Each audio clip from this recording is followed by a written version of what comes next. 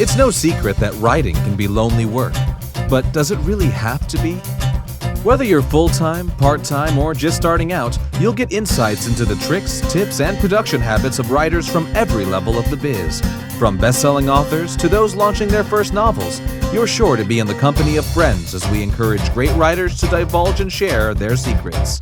This is the Great Writer Share podcast with your host, first-time dark fantasy author, Faye Trask.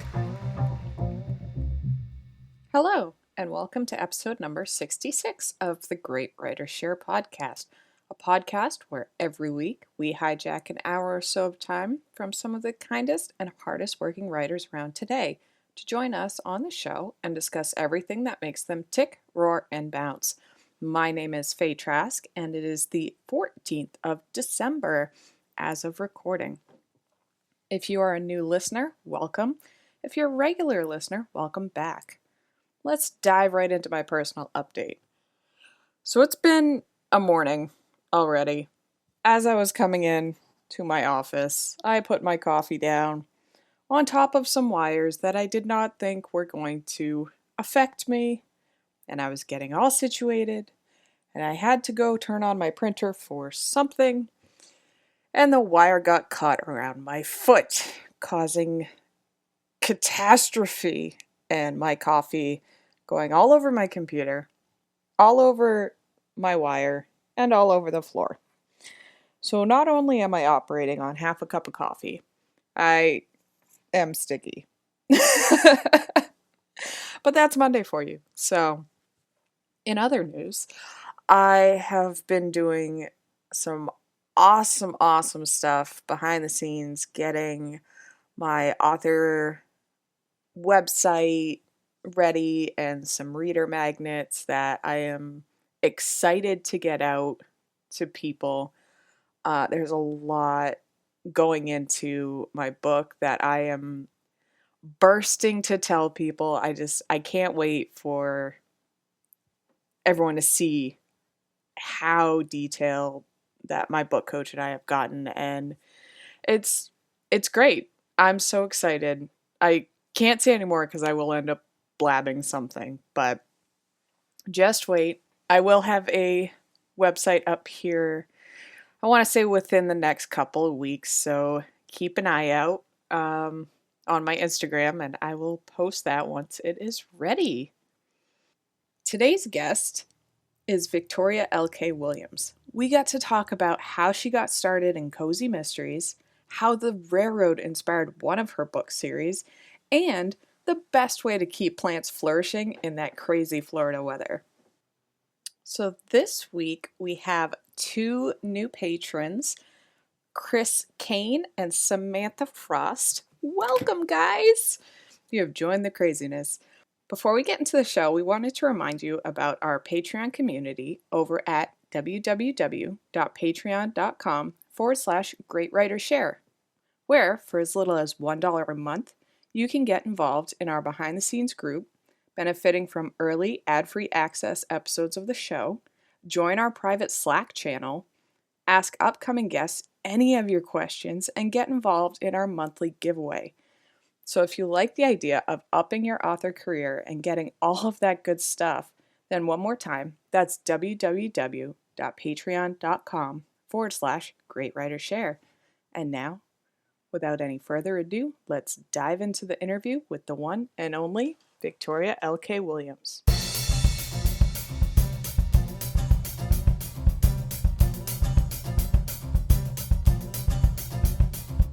Today's guest is the amazing Victoria L.K. Williams. Victoria L.K. Williams writes cozy mysteries with a tropical twist. Her Citrus Beach Mystery series, Sister Station series, Storm Voices series, and Miss Avery Adventure series are set in small South Florida towns with fun characters that often a dog or cat will join. Victoria can often be found writing from her South Florida home. Her two cats, Miss Marple and Fletch, often join her at the desk, as each has their assigned spot. Whether to supervise her writing or watch birds, we'll never know. She shares a love of gardening with her husband, of 35 years, and together they have penned a gardening handbook for any Florida gardeners needing a hand to tackle the tricky condition the state often throws their way. Now an empty nester, Victoria has plenty of time to dream up her next adventures. Victoria, welcome to the show. Thank you. It's a pleasure to be here. I'm so excited to talk to you about cozy mysteries and mysteries because growing up, I love Nancy Drew. Oh, yeah. So will you please tell our listeners how you got started in writing? When I was a preteen, I used to write a lot in school. And it was a good way to get out of gym class because I could go to the writing classes. So that was my dastardly little deed back then. But as an adult, my writing started on a dare. I was I was in a business meeting with a bunch of small business owners from our town. We meet once a week. And the question came up, what would you do if there was nothing in your way and you could just jump in and do it? And I don't even know where it came from. I just said, write a book and have one person read it. And that's where it started. And that group nagged and hounded me until I finally started. And it took a little over a year to write the first one. And they were every week asking, how much have you written? How much have you written? So they were great. That's awesome.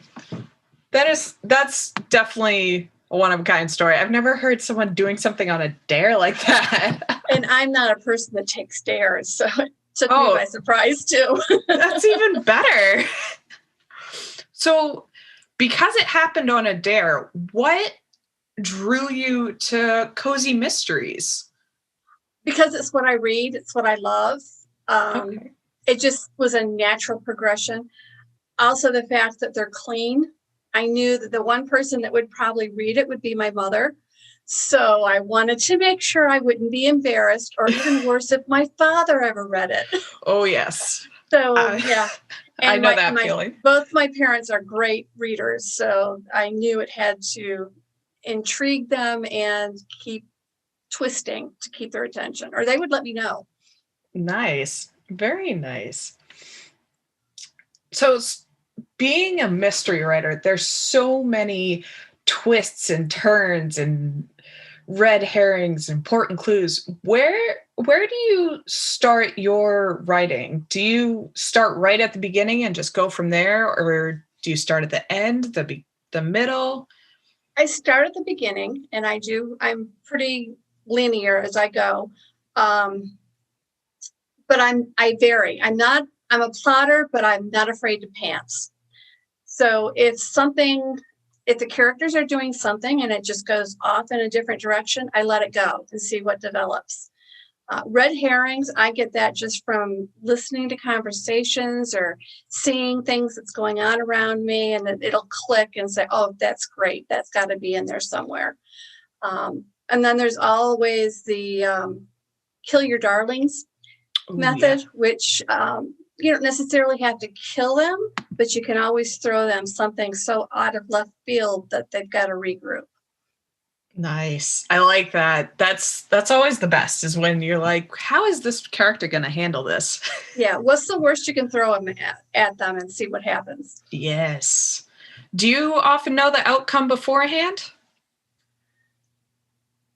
I have it plotted, but I don't think I've ever had it end the way I plan. Oh, that's nice. I like that, especially when you're writing it and it twists and you're like, wait, what?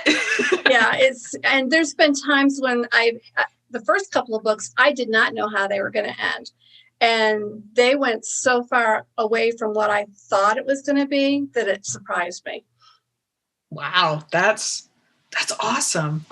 I just reading, like growing up with Nancy Drew and like Sherlock Holmes, those are some of the best things because you think you've solved it. And then by the end of the book, you're like, wait, what? Yeah. I thought I had Didn't it. see that coming. That's the best compliment you can get. Yeah, those are awesome. So your Sister Station series it caught my attention because I believe you have family that has worked on the railroad. Is that how that started? Yes, that's the only series that isn't set in the South. I grew up in New York, in the Niagara Falls area. My father, my grandfather, and two of my uncles were all railroad men. And I wrote the book when my father passed. It was kind of a way of just kind of remembering and just getting all my emotions out. It's totally fictional. It's girly. It's got a Christian vibe to it. It very, chick lit type of thing.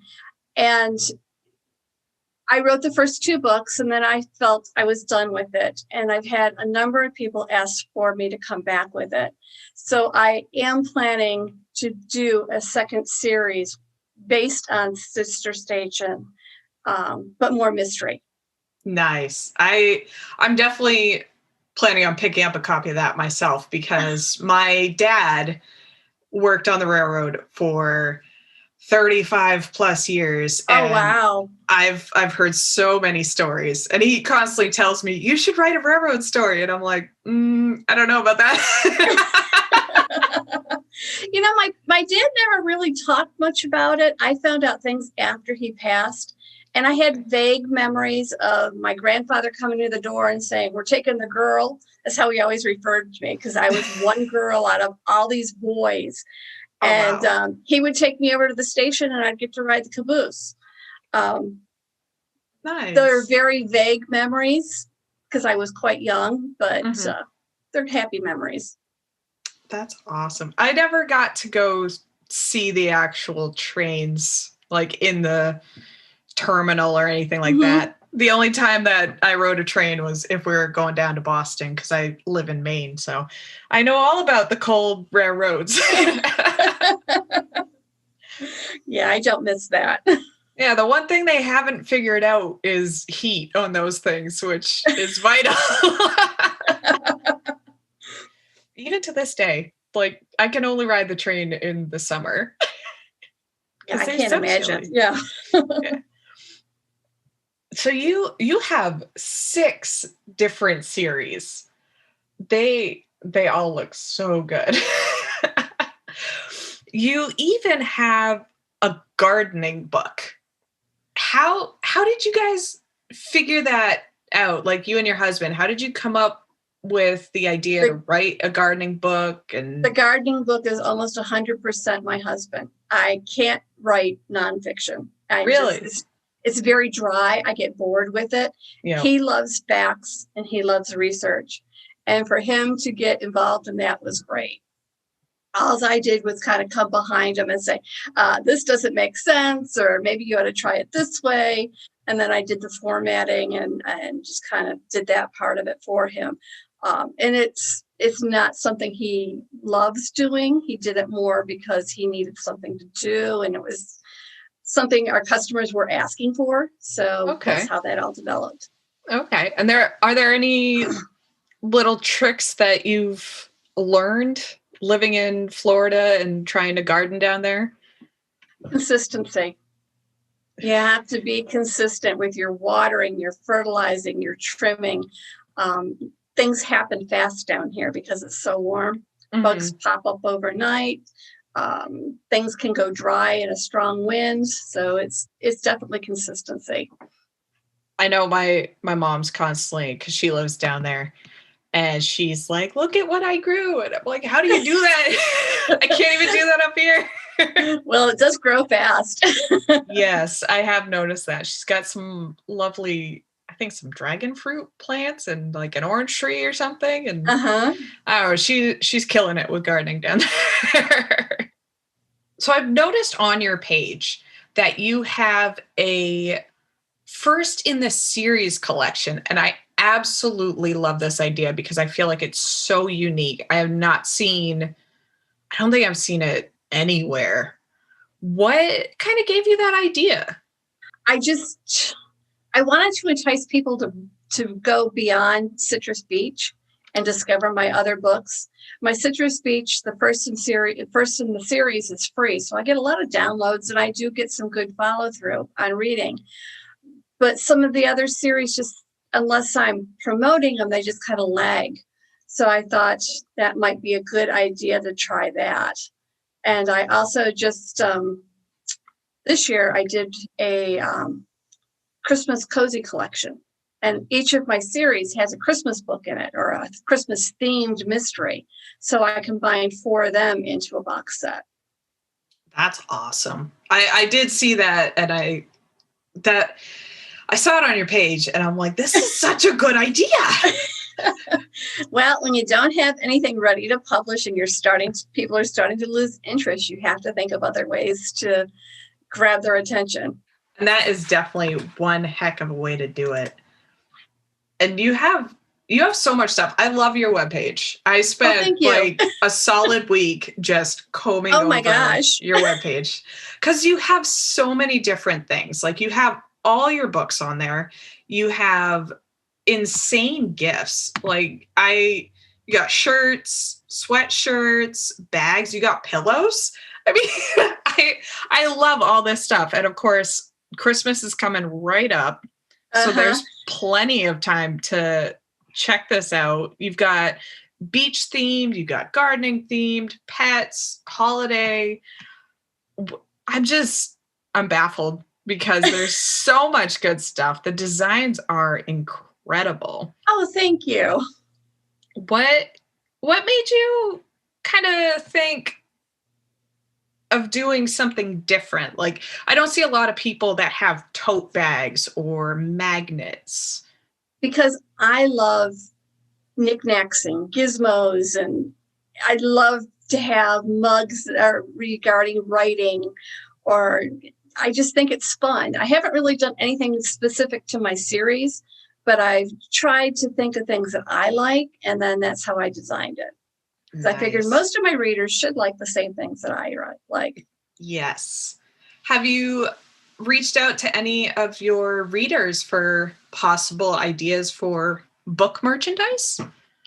I haven't. I have put the book merchandise in my newsletter, and I've gotten some nice response from that. But no, it's just a side. It was just something to try. It's done better than I thought it would. And I don't add a lot to it because it's through Teespring, so it's pretty much evergreen. I can change it as I want to. Yeah, Teespring is a good company. I like them a lot. Oh, I'm sorry if you're seeing a tail in the. Nope, that's all right. I actually have my dog laying behind me, so if you see a random head pop up, it's just him. Well, I have the babysitter on, but she's ignoring it. Oh, okay. I turn YouTube on, and they have videos for cats, and like both cats will sit on the couch and watch the videos, and that way I get some office space. There you go. So you also have a blog that's going strong. Could you tell the listeners a little bit about that? Oh, I actually have 2 of them. One is gardening. The other one is I'm doing interviews with authors, and I'm having so much fun with it because I'm learning so much about the other authors, not only in my niche, but just right now we're doing a series of holiday writers. So, people that have written holiday books. And then I'm hoping to do the next one I'd like to do writers out of the United States, get exposure, let the US people see how other writers write. So it's really been fun. Yes, I feel the same way because I feel like there needs to be more intercontinental I agree. Reading. My wonderful co-hosts are all from the UK. So I'm constantly getting UK authors and finding UK books and all that, but we need to cross that platform a lot. And the second blog is a gardening blog, and what I've done to try and beef it up a little bit is I'm doing a series called Secrets of the Garden, and each blog post is about a different plant, and I'm doing either deadly poison plants or healthy beneficial plants, and I'm tying it into my newsletter with my readers getting a secret code to go directly to that blog and have access to it. Oh, nice. Can you tell me how to properly raise my bonsai? Don't let them dry out. No. I had a bonsai that I got for my birthday and started as a seed, and I overwatered it too much because I wasn't sure how much it needed. Yeah, that's so the biggest killer. Yes. So going back to your website, because I seriously, I love this website so much. Wow, that's a compliment. Well, considering I didn't know what I was doing when I put it together. You can't tell. You really can't. You did a very good job on it. You have a page that says what you're currently working on and how you're adding to the series. Are you writing, because there is a lot, are you currently writing all these books at the same time, or do you write one book and then go to the next book and then go back and edit the first book? Like, how's your process on that? I tried writing 2 books at a time and I was going nuts. So I've abandoned that method. It's just not not for me. So I write one book at a time. And what I've been trying to do is write 3 books in a series before I go to another series. So that at least I feel like I'm a little bit committed to it. And then I plan to go back and maybe once a year add to the series 1 book. Of course, the ideas flow. You get excited about a new series and it just keeps rolling and rolling. And I have a great girl that does my covers. Actually, I have 2 girls that do my covers for me. And I just, if I get an idea or I see a pre-made, I just go ahead and buy the covers and I'll write the story around the covers. Nice. I like that a lot. Now you have cozy mysteries and you actually have a paranormal cozy mystery. How did you deviate from the cozy mystery into a paranormal kind of world?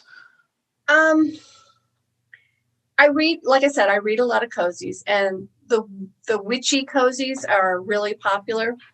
I'm not into witches. I like reading about them, but I don't think I could write about them without going really crazy. Okay. But I am very much a naturalist. So mine tend to be like the Storm Voices is the paranormal element is a fairy. And the fact that the main character was hit by lightning and she can now hear a killer's voice in her head. And she was saved by the lightning strike by a fairy kiss. And that's how the fairy comes into it and the powers that the fairy kiss gave her. The other one, of course, I lived close to the ocean and I could sit for hours and just watch from the river the dolphins. So the second element, which I'm writing the final book in the 6-book series. I'm so excited to do it. And this one is about mermaids and sea witches. And I don't know where it came from, but I really love this series. That's awesome. I love mermaids, so that's definitely on my list now. This series is the first time that I've actually planned a complete series, and I'm now in the final book, and I've got to wrap it all up. So I'm real nervous that I don't miss anything or leave any loopholes. So I'm being very careful. That's definitely the way to do it. Absolutely. You don't want to leave any stone unturned, so to speak. Yeah. Which mystery writers kind of inspired you to pick up cozy mysteries? Oh gosh, there's so many of them. Kathy Daly. I'm drawing blanks. Probably the one, and she doesn't write cozy mysteries, but her style is so overwhelming, is Nora Roberts. Her romantic suspense. I mean, and you can, if you take out all the sexy parts and tone down a little bit of the language, it would be a cozy mystery. Nice. So it's definitely, she is my motto. I mean, I could follow her anywhere and just love what she writes. That's so great. Of course, Agatha Christie. I mean, there's yes, your queen of cozy mysteries. Yes, Absolutely. Like I haven't picked up a Agatha Christie book per se, but there was an episode of Doctor Who that they met Agatha Christie and I instantly fell in love with her. So I haven't seen it one. I'll have to look for it. oh, it's a good one, especially because it has David Tennant in it and he's just a goofball. How do you strike the balance between the intrigue and the cozy aspect? Oh, I haven't thought of it that way. I just write it. Well, that works. I think because I keep it small town, and in my mind, if something bad, like a murder or something happens in a small town, a lot of people are involved trying to find out what happened to make the town safe again. Mm-hmm. And I think that's kind of always in the back of my mind. How can the main character solve the mystery without disrupting her life in the cozy world? Okay. Because Florida is like famous for Florida man does something crazy, has any of those helped you write mysteries or just kooky characters? Oh, I have some kooky characters, yes. Most of what I see, I just kind of stuff in a folder, mm-hmm. and hopefully I'll use it. What I did do that's Florida related, especially in the Citrus Beach mysteries, a natural element of Florida is what saves the heroine rather than the man coming in and saving her. For one, she, do you know what a fire ant is? Yep. Yep. The big mounds of fire ants that are along the sides of the roads and the beach sand. In one, she has the killer in front of her, and she keeps stepping back, making him walk forward until he's standing in the middle of a fire ant pit, and then she makes her getaway. So that's what I try to do, is something with a natural element that is unique to Florida into the books. That is awesome. That's the best way to like get revenge on someone without them realizing what's going on. Yeah, because the bite goes on forever. Oh, those are the worst too. Whew. What, in your opinion, makes a cozy different from a more gritty variation of mystery novels? Well, the biggest thing is that they're, I don't want to say wholesome, but they are clean. There's no swearing. The sex is behind the door. There's usually a little bit of a romantic twist to it. Usually a pet or some kind of a craft or a hobby's thrown in. So it's very, it's low key, I guess is the best way to put it, compared to a thriller. That's awesome. And correct me if I'm wrong, you can still throw in some, I'm lacking words here, because gritty is written in front of my face, so I just want to use gritty. But you can still add in a few of those darker elements without losing the coziness. Most definitely. I mean, yeah, you can describe the murder as long as you don't go gory. Right. I have one where she was killed by a hat pin stuck into the main vein of her neck. Ooh. So, I described it. I didn't say anything about blood dripping and all of that stuff, but right. I made the reader aware of how she died and the fact that it was different and that was a clue. So I think with cozy mysteries, you're more aware of each clue having to be substantial and tie in somehow, versus a thriller. They like to lead you around and mislead you more and scare the Jesus out of you. Yes. Those are the best. I personally love you're trying to find the killer and the killer turns out to be the main character's best friend or something like that. Some crazy like love twist. Interest. Yeah. Yes. Yes. Because then they have a real conflict with them. So I have 2 final questions before we get into the rapid fire round. One is a question I personally love to ask, And the other is our Great Writer Share Notorious question. So with this question, there is the question itself, but there is a catch. Are you ready? I'm ready. What advice do you have for new writers like myself? The catch is you can't say right. Have patience. Oh, I love it. And I am the worst offender of not having patience. My first book, oh my God, it was such a disaster. I was in such a hurry to get it done. I was so proud of having finished it. I paid some Yahoo on Fiverr to do the editing, and it was really, really bad. There's no ifs, ands, or buts about it. That book has been edited 3 different times before I finally found an editor that I trusted and that was, helping me positively. I generally don't have problems with the movement of the book or the theme, the way it's moving. My editing comes in grammar and spelling. I'm bad at both, and I will openly admit it. But if you have the patience and you're willing to wait and take your time and do it right, it's going to be so much easier than having to go back and redo it. And patience also, I'm not a big salesperson. I don't have a huge income from my books. I've got a big backlist though. And when I retire, that's what I'm planning on pushing. So I'm patiently waiting for that day and adding to my backlist and watching what goes on in the industry.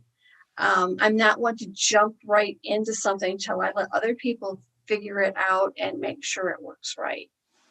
Nice. I like that. I like that a lot because I know I'm borderline patient. Sometimes I can't be, sometimes I can be. I had an older man who was our boss when we lived down in South Florida.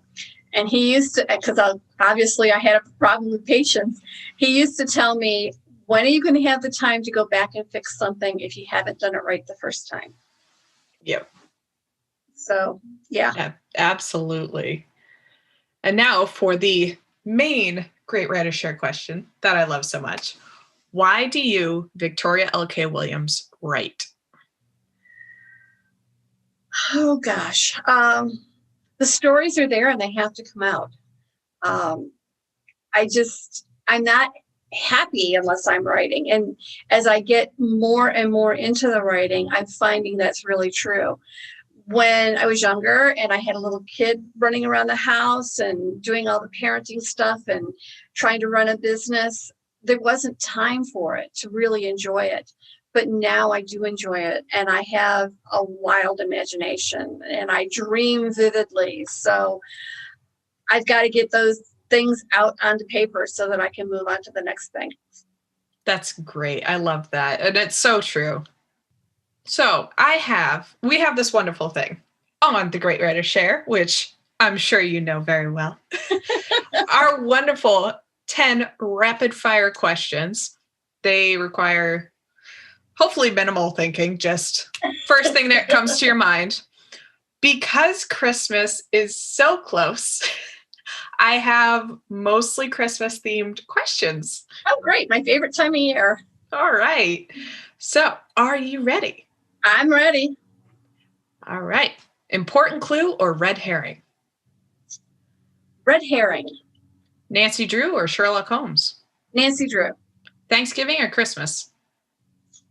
Christmas. Favorite holiday song? Oh, come all ye faithful. Oh. Real or fake Christmas tree? Fake.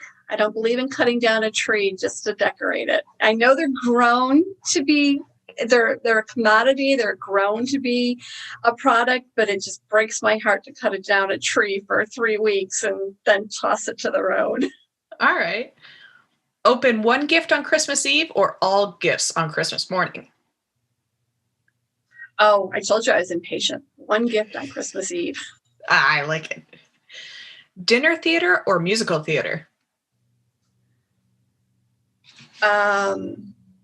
Dinner theater if it's a mystery themed. Ooh, very nice. But I do love musicals too. What is one Christmas gift you always wanted but never received?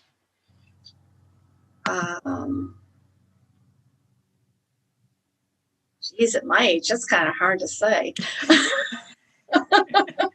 An exotic trip. Oh, nice. Fruitcake or gingerbread men? Gingerbread man. Nice. Multicolored or plain white Christmas lights? My heart says multicolored. My husband says plain. If you could give the world one gift, what would it be? Self-contentment. Nice. So that's actually 11 questions, not 10. I just Keep them coming. the last question I had right at the top of my head this morning, I'm like, that's it. It's going in. Yeah, I think if you're content, everything else falls into line, and things don't seem to be quite as drastic as they do when you're listening to the news and everything else. I agree. And that is all the time we have. Thank you so much, Victoria, for coming on the podcast and sharing your time and knowledge with me. Where can our listeners find out about yourself and all that you're working on? The easiest way is just to go to my website, and it has the links to everything there. And that is www.victorialkwilliams.com. And I will be posting that in the show notes. Great, thank you. Once again, thank you, Victoria. And thanks everyone for listening. And we will see you next week. Bye. Thanks for joining us for this week's episode of the Great Writer Share podcast. Next week, Dan will be joined by best-selling author and producer of the Other Stories podcast, Luke Condor. Don't forget, you can get early access to every episode of Great Writer Share podcast and the chance to ask any upcoming guest any of your questions by simply becoming a patron. All you need to do is visit www.patreon.com/greatwritershare and support the show for as little as $1 a month. One more time, that's www.patreon.com/greatwritershare. Until next time.